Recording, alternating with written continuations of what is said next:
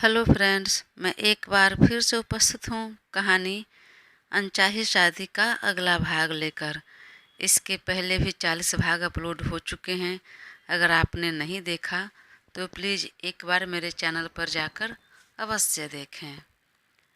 रात के करीब 12 बजे अभिषेक केबिन में आता है और सात्विक को अभी भी काम करते देखा तो उसे टोक दिया। सर, अब बस कीजिए, काफ़ी रात हो गई है, घर चलिए। तब उसने सिर उठाकर देखा और कहा, वाकई देर रात तो हो गई है। काम करते करते समय का पता नहीं चला और आज तो मुझे शगुन के घर भी जाना था। वहाँ भी नहीं गया और ना उस लड़की ने कॉल बैक किया। उफ, यह लड़की भी ना, समझ में नहीं आता मुझे उस लड़की का गुस्सा। मैंने उससे कहा कि गुस्से में नहीं हूँ, तो भी समझी नहीं बात को और मुंह फुलाकर बैठी है। सिचुएशन नहीं देख रही है, मेरी बातों को नहीं समझ रही। अरे मैं कितना फ्रस्ट्रेट हूँ, यह भी तो थोड़ा समझने की कोशिश करो। लेकिन नहीं, इस मैडम के तेवर तो अलग ही हैं। कोई नहीं, आज तो देर रात हो गई, अब कल ही बात करता हूँ उससे। मन ही मन बोल कर वह उठा, अपना बैग मोबाइल सब लेकर केबिन से बाहर निकल गया। फिर आवाज़ लगाई, अभिषेक जी सर, तुम क्यों नहीं घर गए? तुम क्यों रुके थे? सर, आप अब तक रुके थे तो आपको छोड़कर जाना मुझे ठीक नहीं लगा, इसलिए मैं भी रुक गया। वह एक पल अभिषेक की तरफ देखा और फिर मुस्कुराते हुए उसके पीठ पर हौले से एक धौल जमा दिया। अच्छा ठीक है, चलो ड्राइव करो कार। आज मुझे ड्राइव करने की हिम्मत नहीं हो रही, बहुत थकान लग रही है। वह तो होगा ही ना सर, बोलकर वह पार्किंग एरिया में से कार निकाला। तब सात्विक उसमें जाकर बैठ गया। तब अभिषेक भी ड्राइविंग सीट पर बैठ गया जाकर और अगले ही पल स्टीयरिंग थाम कर कार ड्राइव करने लगा। वहीं सात्विक एक बार फिर लैपटॉप ऑन कर लिया। अभिषेक ने देखा तो थोड़ा चिंतित होते हुए कहा, सर प्लीज़ रहने दीजिए, अब काम के पीछे अपनी तबीयत खराब करने की ज़रूरत नहीं। और आप अकेले क्यों काम कर रहे हैं? मैम को क्यों नहीं बुला लिया हेल्प के लिए? अरे उसका कॉलेज है, उसे बहुत पढ़ाई करनी होती है। तो ठीक है, कम से कम आप तृप्ति मैडम को तो कहते। उसे क्यों नहीं कहा? उसका हेल्प क्यों नहीं लिया? जब वह हेल्प करने के लिए रेडी है तो जल्दी काम हो जाता। अभिषेक की बातों में बहुत फिक्र थी। नहीं अभिषेक, मैं इस बार पिछली गलतियों को दोहराना नहीं चाहता, किसी की हेल्प नहीं लेना चाहता। मैंने इतनी मेहनत की, लेकिन ऐन वक्त पर क्या हुआ, सारे मेहनत पर पानी फिर गया। तो इस बार मैं अकेले कर लूँगा सब। ठीक है, आप काम कीजिए, लेकिन तृप्ति को इतनी जल्दी घर जाने क्यों कहा? इधर का काम कितना पेंडिंग है, उसे करने बोलते, पूरा करके जाती वो। सात्विक ने अब तक लैपटॉप बंद कर दिया और अभिषेक की तरफ देखते हुए कहा, क्यों, वह जल्दी चली गई तो तुम्हें क्यों बुरा लग रहा है? कहीं ऐसा तो नहीं कि तुम्हें उसके साथ टाइम स्पेंड करना था? नहीं सर, ऐसा नहीं है, बोलते हुए अभिषेक हल्का हंस दिया। झूठ मत बोलो, मुझे ऐसा क्यों लग रहा है कि तुम तृप्ति को पसंद करते हो? अगर वाकई दिल में ऐसा कुछ है तो खुलकर बताओ। वह ज़ोर से हंसने लगा। सर, फिलहाल यह सही समय नहीं है, जब होगा तो फिर देखेंगे। मतलब मैं जो बोल रहा हूँ, जो नोटिस किया वह गलत नहीं है। सर, जब आप समझ ही गए हैं तो मैं क्या बोलूँ? और दोनों ज़ोर से हंस पड़े। इधर तृप्ति ऑफिस से जल्दी निकल गई, पर वह घर न जाकर सीधे दीवा को फ़ोन करके बाहर कैफ़े में बुलाया मिलने के लिए। तब कुछ देर में दीवा आई और दोनों एक साथ कैफ़े चले गए। वह दीवा को पहले से ही जानती थी। उसके पापा तृप्ति के पापा के साथ इंडिया में काम कर चुके थे। अभी कुछ दिनों पहले कैफ़े में ही दोनों की मुलाकात हुई और बातों बातों में शगुन की बात निकल गई।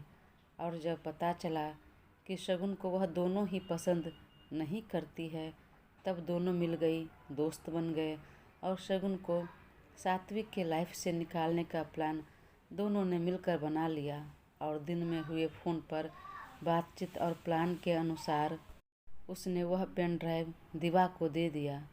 और तब दिवा ने कहा, दी डोंट वरी, वह लड़की कभी किसी एक की होकर नहीं रह सकती, किसी के लिए लॉयल नहीं बन सकती। उसका हमेशा से यही फंडा रहा है कि वह वन मैन वूमन नहीं बनेगी। वह भले ही सात्विक से शादी कर ली है और कह रही है कि सात्विक से बहुत प्यार करती है, लेकिन ऐसा नहीं होगा। यह उसकी आदत नहीं है कि एक मर्द के साथ टिक कर रहने की। वह पहले मेरे आहान पर डोरे डाल रही थी, पर उसने तो उसे छोड़ दिया और अब आपके सात्विक के साथ तो शादी ही कर ली। पर कोई नहीं, यह शादी भी बहुत जल्दी ख़त्म होगी और वह भले ही बहुत प्यार करता है इससे, पर कोई नहीं, इसकी हरकत असलियत जब पता चलेगी तब सात्विक खुद उसे छोड़ देगा। वैसे भी हम जो चाल चल रहे हैं उसके बाद तो शगुन का सात्विक के लाइफ में रहना नामुमकिन ही समझो। देखना, इस बार का प्लान सक्सेस होकर रहेगा, ज़रूर यकीन करेगा और उस पर जो प्यार का भूत सवार है वह झटके में उतर जाएगा। खुद अपनी लाइफ से शगुन को बाहर निकाल कर फेंक देगा। आपका सात्विक आपको मिल जाएगा। तृप्ति ने हाँ में सिर हिलाया और फिर तुरंत वहाँ से दोनों निकल गए और जाते जाते बोला, देखना दी, अब मैं क्या खेल खेलती हूँ, कल कैसे भांडा फूटता है। फिर दोनों ने एक दूसरे को थम्स अप किया और चेहरा पर कुटिल मुस्कान लिए अपने अपने घर को गए। इधर शगुन देर शाम को सोकर उठी तो सास को फ़ोन कर दिया कि मम्मा, मैं मायके आ गई हूँ, तो आप परेशान मत होना, और हाँ, मैं कुछ दिन यहीं रुक कर आऊँगी। ठीक है बेटा, कोई बात नहीं, लेकिन गई तो सामान वगैरह लेकर जाती ना। नहीं मम्मा, आने का कुछ प्लान नहीं था, कॉलेज से निकली तो बस यूं ही जी किया तो आ गई। वैसे मम्मा, सात्विक को पता है, उन्हें बता कर आई हूँ। फिर ठीक है बेटा, अपना ध्यान रखना। जी मम्मा, बोलकर दोनों ने फ़ोन रखा और तब शगुन पढ़ाई करने बैठ गई, लेकिन पढ़ने में बिल्कुल मन नहीं लगा। बार बार दिमाग में सात्विक की कही बातें याद आती रही और गुस्से से मन भर गया। उसने तुरंत बुक साइड में किया और तृप्ति को एक्सपोज करने का तरीका ढूंढने लगी, पर कैसे कैसे पता करें। उसके पास भी कोई सबूत नहीं था। वह बस अनुमान लगा रही थी कि इसमें तृप्ति का ही हाथ हो सकता है, पर सात्विक को यकीन दिलाने के लिए सबूत की ज़रूरत थी। अब क्या करे। वह कुछ देर सोचने लगी और तभी उसका माथा ठनका और उसने चुपचाप तृप्ति का फ़ोन टैप करने को लगा दिया। फिर वह पढ़ाई करने बैठ गई। मन तो नहीं लग रहा था, फिर भी बुक में नज़रें गड़ाए हुए थी। कुछ देर बाद पापा ऑफिस से आए और अचानक शगुन को देखकर चौंक गए। बेटा, अचानक तुम यहाँ और अकेले आई, जमाई बाबू नहीं आए? पापा, हमें यूं ही मिलने आए हैं और सात्विक को फ़िलहाल काम है तो नहीं आ पाए। ठीक है बेटा, बोलकर बेटी को गले से लगा लिया। उसे खुश देखकर उन्हें भी बहुत अच्छा लगा। कुछ देर में सभी बातें करके फिर डिनर करने चले गए और उसके बाद अपने अपने कमरे में आराम करने गए। शगुन भी अपने कमरे में आ गई सोने के लिए, पर उसे नींद नहीं आई। एक तो उसे इस प्रोजेक्ट को लेकर, सात्विक की बातों को लेकर टेंशन हो रही थी, गुस्सा आ रहा था। दूसरा, शाम को अच्छा खासा सो गई थी तो नींद नहीं आ रही थी। ऊपर से सात्विक की याद भी आ रही थी। अब तक वह उसके साथ सोती आ रही थी एक ही बेड पर, तो बेचारी को अकेले अच्छा नहीं लग रहा था। उसकी बाहें, उसका प्यार, उसके लाड़ दुलार सब बहुत मिस कर रही थी। वह अकेले बार बार करवटें बदलती रही, पर नींद नहीं आई। जी में आ रहा था कि फ़ोन कर लूं, लेकिन गुस्से की वजह से फ़ोन नहीं लगाया। हाथ में बार बार फ़ोन लेकर वह छोड़ देती। कुछ देर बाद जब नींद नहीं आई तो वह बुक लेकर बैठ गई। इधर सात्विक देर रात को घर आया तो मम्मी पापा अब तक हॉल में बैठे उसका इंतज़ार कर रहे थे और सात्विक के अंदर आते ही वरुण जी ज़ोर ज़ोर से डांटने लगे। यह क्या तरीका है इतनी देर रात गए घर आने की? और बहू अकेले मायके क्यों गई? तुम क्यों नहीं गए साथ में? अपने काम के पीछे परिवार को मत भूलो, समझे तुम? बार बार समझा रहा हूँ मैं। डैड, मैं कल चला जाऊँगा ना, और मैंने ही उसे कहा जाने के लिए। मुझे कुछ काम था इसलिए नहीं जा पाया। काम के आगे तुम सब कुछ भूल जाओ। और तुम्हारे उस डील का क्या हुआ? कुछ नहीं डैड, वह डील फ़िलहाल कुछ दिनों के लिए पोस्टपोन हुआ है, पर आप टेंशन मत लीजिए, वह हो जाएगा। तब तक माँ ने टोक दिया। आते ही आप कितना नाराज़ होने लगे। उसे कम से कम कुछ खाने तो दीजिए। बेटा, तुम जल्दी से फ्रेश होकर आओ, मैं डिनर लगा देती हूँ। जी मम्मा, मैं अभी फ्रेश होकर आता हूँ, बोलकर वह तेज कदम बढ़ाकर अपने कमरे में आया और एक पल के लिए ठिठक कर देखने लगा। कमरा खाली था, शगुन नहीं थी तो सुनसान सा लग रहा था। और दिन शगुन उसका इंतज़ार करती रहती थी। जैसे ही वह ऑफिस से घर आता था तो बच्ची की भांति वह भागकर उसे हग कर लेती थी, उसके कमर पर पैर रैप कर उसके ऊपर लटक जाती थी। सात्विक कितना भी मना करे कि फ्रेश होने दो, कुछ देर रुक जाओ, लेकिन वह कहाँ सुनती थी और तब तक नहीं हटती थी जब तक उसका जी न करे। सब याद आते ही वह अपना सिर हिला लिया। यह लड़की सब कुछ सुना सुना करके चली गई। बहुत अजीब लग रहा है उसके बिना। लगता है आज तो सो भी नहीं पाऊंगा अकेले में। मन ही मन बोलते हुए वह फ्रेश होने के लिए चला गया और कुछ ही देर में निक्कर और टी शर्ट पहने बाहर निकला। तब तक माँ डाइनिंग टेबल पर उसके लिए खाना लगा चुकी थी। माँ, देर रात हो गई है, मैं ज़्यादा नहीं खाऊंगा। ठीक है बेटा, जितना खाना है खा लो। अब तक वह परोसने लगे और सात्विक खाने के लिए बैठ गया। खाते खाते वरुण जी बातें करने लगे। वैसे वह तुम्हारी मैनेजर तृप्ति का क्या हाल चाल है? कैसा काम कर रही है? अच्छा कर रही है, सब ठीक है, बढ़िया है। फिर भी ध्यान रहे। सात्विक ने हाँ में सिर हिला दिया। कुछ देर में सात्विक ने अपना डिनर ख़त्म किया। फिर कुछ देर तक बात करके वह कमरे में आ गया और मम्मी पापा भी अपने कमरे में चले गए। कमरे में आते ही वह बेड पर तकिए में मुंह दबाकर लेट गया, पर नींद नहीं आई। थकान भी काफ़ी हो रही थी, उसके बावजूद भी नींद नहीं आ रही थी। आंख बंद करते ही शगुन की याद सता रही थी। इतने महीनों से जो शगुन की आदत सी हो गई थी, तो आज उसके बिना नींद नहीं आ रही थी। वह उठकर बैठ गया और घड़ी पर नज़र डाली तो रात के 1 बज गए थे।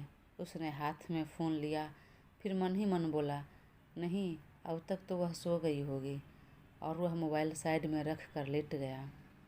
5 मिनट, 10 मिनट, 15 मिनट बीत गए। वह करवटें बदलता रह गया, पर नींद तो आने से रही। वह एक बार फिर उठकर बैठ गया। वह हाथ में फ़ोन लिया और सीधे उसे कॉल लगा दिया। इधर शगुन भी जाग रही थी। जब फ़ोन बजा और सात्विक का नाम स्क्रीन पर शो हुआ तो उसकी त्योरियाँ चढ़ गई। एक बार जी में आया कि फ़ोन कट कर देती हूँ, पर उसे भी रहा नहीं गया। याद तो उसे भी बहुत आ रही थी, तो उसने कॉल रिसीव कर लिया, पर फ़ोन कान से लगा लिया, पर कुछ बोली नहीं। सात्विक को भी समझते देर नहीं लगी और वह भी धीरे से कहा, मतलब मैडम का अब तक गुस्सा कम नहीं हुआ? क्या मैं जान सकता हूँ तुम क्यों इतने गुस्से में हो? शगुन सामान्य होकर बोली, क्या बात करनी है, बोलो, मैं गुस्से में नहीं हूँ। जब गुस्से में नहीं हो तो मेरा फ़ोन क्यों नहीं रिसीव कर रही थी? नहीं सुनाई दिया, और मैं फ़िलहाल पढ़ाई कर रही थी, इसलिए फ़ोन साइलेंट मोड पर कर दिया था। उसने झूठ बोल दिया। ए झूठी, इतनी देर रात के पढ़ाई कर रही थी? सीधे सीधे बोलो ना कि मेरी याद आ रही है, इसलिए नींद नहीं आ रही, बेड पर करवटें बदल रही हो। शगुन को हंसी आने लगी, लेकिन अपनी हंसी को दबाते हुए कहा, चलो रखो फ़ोन, मुझे बात नहीं करनी। कल मुझे कुछ नोट्स सबमिट करना है, वही लिख रही हूँ। शगुन ने धीरे से कहा, लेकिन उसकी आवाज़ में गुस्सा साफ झलक रहा था। नहीं, मैं फ़ोन नहीं रखूँगा। और बहुत गुस्सा आता है ना तुम्हें? तुम्हारा सारा गुस्सा निकालता हूँ मैं। आता हूँ कल जल्दी। अगर समय मिला तो सुबह कॉलेज मैं ही ड्रॉप करूँगा तुम्हें। अगर नहीं तो फिर शाम को सीधे ससुराल आता हूँ। फिर तुम्हारा गुस्सा और दिमाग सब ठिकाने लगाता हूँ। शगुन ने हंसते हुए कहा, पहले अपनी अकल ठिकाने लगाओ, फिर मेरा गुस्सा और दिमाग ठिकाने लगाना। मेरी अकल तो तभी ठिकाने आएगी जब तुम्हारे प्यार मिलेगा, सोने के लिए तुम्हारी बाहें मिलेगी। यह फ़िलहाल पॉसिबल नहीं है, तो जाओ सो जाओ और मुझे भी पढ़ाई करने दो। टाइम वेस्ट मत करो। देखो रात के कितने बज रहे हैं। अगर घर में मम्मी या दादी को पता चल गई तो क्या सोचेंगे? वह जो भी सोचेंगे बाद में देखेंगे, और यह उनका लुकआउट है, हमारा नहीं। फ़िलहाल मुझे नींद नहीं आ रही, तो उसका कोई उपाय बताओ, क्या करूं? मेरे पास कोई उपाय नहीं है। तुम ही कोई उपाय बताओ और खुद ही ढूंढ लो। मेरे पास तो बस एक ही उपाय दिख रहा है, और वह तुम्हारे पास आने को जी कर रहा है। एक काम करता हूँ, मैं आ जाता हूँ अभी। अभी? अभी क्यों? इतनी देर रात गए क्यों? घर में सब चौंक जाएंगे कि क्या हुआ जो इतनी देर रात को आए हो। सुबह मिलते हैं ना। नहीं, नींद नहीं आ रही मुझे। मुझे तो बस आप चाहिए बेबी। आप बोलो ना एक बार, मैं आ जाऊँ। याद तो शगुन को भी बहुत आ रही थी, तो उसने कहा, तुम्हें जो ठीक लगे वो करो। फिर ठीक है, जाओ। अब जाकर बालकनी का डोर खोलो। बालकनी का डोर खोलूं? क्यों? क्यों खोलूं? क्या हुआ? अरे बहुत सवाल करती हो तुम। जो कहा वह करो ना। डोर खोलो ना तुम। देखो बालकनी में तुम्हारे लिए कुछ सरप्राइज है। शगुन चौंक गई। इतनी देर रात गए बालकनी में क्या सरप्राइज हो सकता है? मन में बोलकर वह धीरे से कमरे का लाइट ऑन किया और बालकनी का डोर खोला तो सामने सात्विक खड़ा था। वह जोर से चिल्लाने लगी, लेकिन सात्विक ने तुरंत कसकर उसका मुंह दबाया और कमरे में आकर बालकनी का डोर बंद कर दिया। फिर उसके ऊपर से हाथ हटाते हुए कहा, क्यों इतना जोर से चिल्लाने लगी? अरे मैं हूँ सात्विक, तुम्हारा पति। हाँ पता है मुझे, पर इस तरह आने की क्या ज़रूरत थी? मेन डोर नहीं दिखा तुम्हें? ज़रूरत तो नहीं थी, और मेन डोर भी दिखा, पर वहाँ से आने की इच्छा नहीं हुई। सोचा थोड़ा तुम्हें सरप्राइज करूं, लीक से हटकर कुछ करूं, हस्बैंड वाइफ से हटकर ज़रा गर्लफ्रेंड बॉयफ्रेंड वाली लाइफ जी लूं। शगुन दाएं बाएं सिर हिलाकर हंसने लगी। घर में किसी को पता चलेगा तो क्या सोचेंगे? अरे तुम कब से इतना डरने लगे? क्या पता चलेगा? बेटी के साथ दामाद ही तो है उनका, कोई और नहीं। और मैंने कहा कि हम गर्लफ्रेंड बॉयफ्रेंड है, पर वाकई में हम हस्बैंड वाइफ ही हैं यार। और चलो, बहुत देर रात हो गई है, तो और टाइम वेस्ट मत करो। मुझे नींद नहीं आ रही, जल्दी से सुला दो तुम मुझे। बोलकर उसे बाहों में उठा लिया और उसे लिए बेड पर आ गया। शगुन उसके नीचे दबी हुई थी और सात्विक शरारत भरी आंखों से उसे देख रहा था। ए चलो हटो, कुछ करना मत, आगे बढ़ना मत। पहली बात, फ़िलहाल मैं तुमसे बहुत गुस्सा हूँ, और दूसरी बात, अभी हमारी शादी में 1.5 महीने बाकी है। अरे मेरी जान, मुझे पता है, लेकिन थोड़ा तो प्यार करने दो। इतना दूर, इतनी देर रात गए, इस तरह चोरी छुपे, बस तुम्हारे प्यार के लिए आया हूँ, और आपका गुस्सा तो मैं यूँ अपने प्यार का जादू चलाकर क्षण भर में दूर करता हूँ। बोलकर उसके चेहरे पर झुका और बेहद शिद्दत से माथे को चूम लिया, और फिर बारी बारी दोनों आँखों को और गाल को भी चूम लिया। फिर धीरे से उसके होंठ को अपने होंठ में दबा लिया। गुस्से में भरे शगुन को भी बेहद सुकून मिला, और उसकी आंखें स्वतः बंद हो गई और वह भी उसका साथ देने लगी। दोस्तों, कहानी आगे जारी रहेगी। तो प्लीज़ अपना साथ बनाए रखें और चैनल को सब्सक्राइब कर मुझे ज़रूर सपोर्ट करें। Thank you.